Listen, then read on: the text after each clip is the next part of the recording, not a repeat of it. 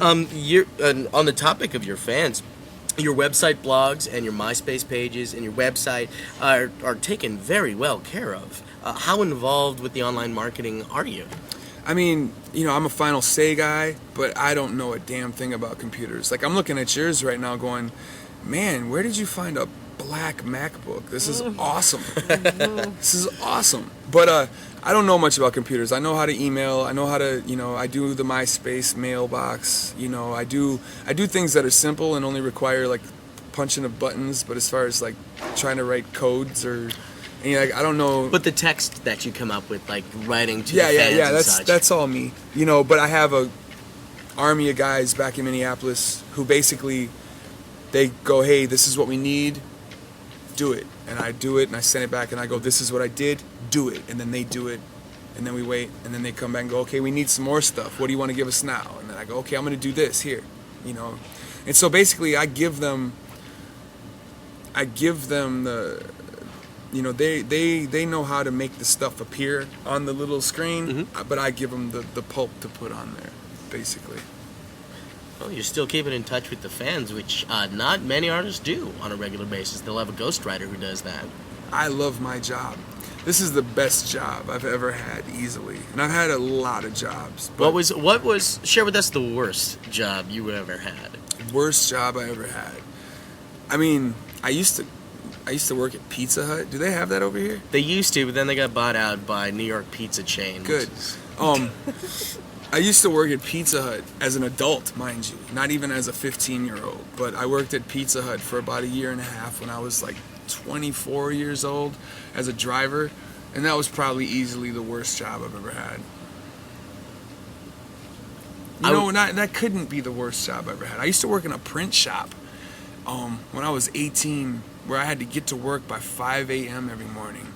And at 18, that was not tight. That was not tight. It's not, plus I was like so dependent on weed. And so I would be getting stoned at 4:30 in the morning so I could go to work at 5, just to come down by like 6:30 to have to figure out a way to go back outside and get stoned again. Like, it was just a really weird cycle of a job. I held that one for like a year. Wow. I've had multiple driving jobs aside from delivering pizzas, obviously.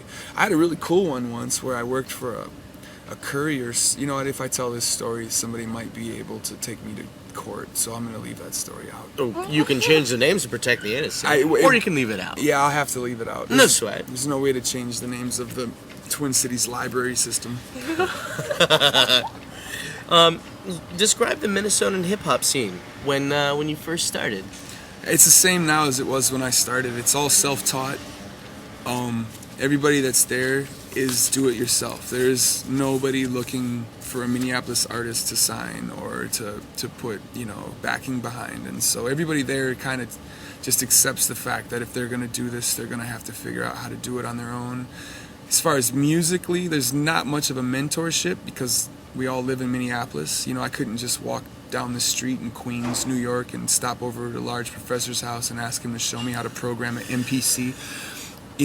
We would learn what kind of gear these artists would use by reading their liner notes or listening to their songs, and then we would go and try and get that gear, and then we would sit there and play with the buttons until we figured out how to make it work. But we never could quite get the sound that they would have. Like, for the life of me, I've tried to make beats that sound like Tribe Called Quest beats my whole life, and I just can't figure it out. I need, and so with that, what happens is people go, wow, Minneapolis has its own sound. And it's like, well, no, behind the curtain, Minneapolis' sound is we don't know what the fuck we're doing. That's what our sound is. But I think there's a group of kids out there that relate to that sound, even though they don't realize that's what that sound is coming from. They relate to that sound because when they try to make music, it sounds like ours. You know what I mean? And so I think that's kind of, and that's the sound that's been in Minneapolis and the sound that still resides in Minneapolis. There's a handful of artists now in Minneapolis that are incredible. There's a kid named POS that's making really, really good music. But even yet and still, as incredible as it is, I can hear that it's all self-taught. It's like, he doesn't know what he's doing. He's just throwing eggs against the wall, hoping that, they stick. I'm into it. On On the Minneapolis tangent, how often do you and your old pals from Lifter Puller, aka the Hold Steady, get together? I see Craig whenever we play New York and he's not on tour, or whenever he plays Minneapolis and I'm not on tour. Same with Tad. I don't really know Franz that well. Bobby actually randomly sends me text messages once in a while for no reason at 4 a.m, just going, "Hey, how's your kid?"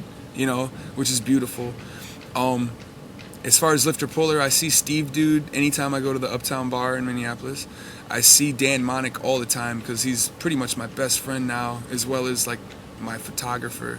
And I never really knew the other guy from Lifter Puller all that well. In fact, was his name Tom? Mm-hmm. Yeah, I never really got to know Tom that well. I met him once or twice, I think, over at Grumpy's bar, but never really got to know Dude too well. Lifter Puller was, you know, when we were starting, they were starting, and so we would play shows together. Nobody knew who either of us were.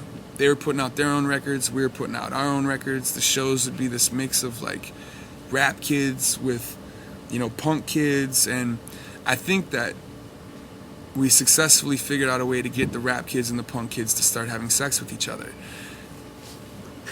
And I want to, you know, if anybody from Minneapolis ever hears this, I want to take full responsibility for that, because you guys are all fucking each other nowadays like it's nobody's business.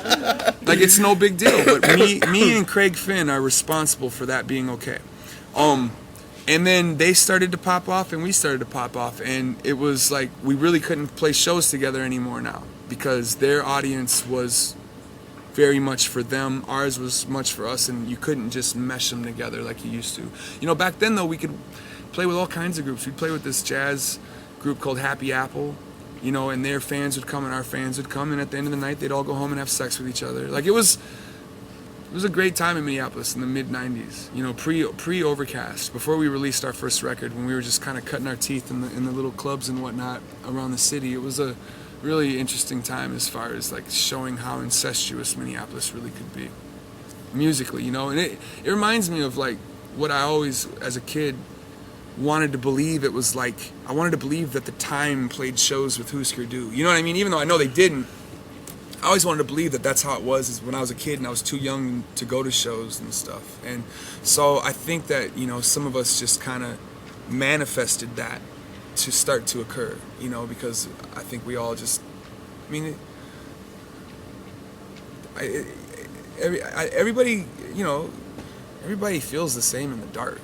It's like, I'd like to see it go back to that kind of, it kind of is doing that a little bit too. You know, I'm seeing some of the new rap groups playing shows with weird electronic bands and odd bluegrass, fucking electronic bluegrass things, and all kinds of just weird shit happening in Minneapolis. And so it makes me happy. It reminds me of like what was going on in the mid-90s.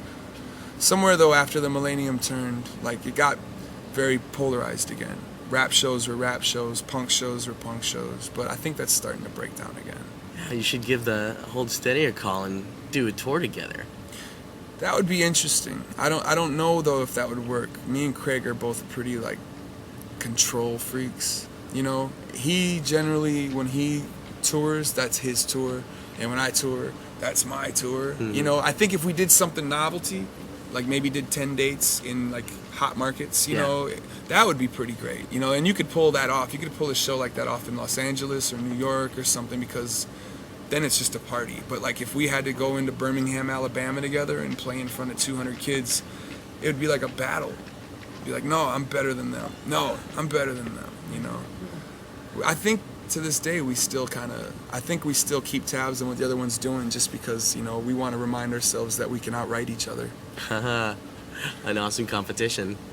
That's great. Sean, the new album is When Life Gives You Lemons, You Paint That Shit Gold. Slug, if I may, thank you for joining us on The Shiny. Thank you for having me. I like it. A Slice of The Shiny is made possible in part by Boom Chicago. Subscribe to A Slice of The Shiny over at iTunes. Thanks for listening.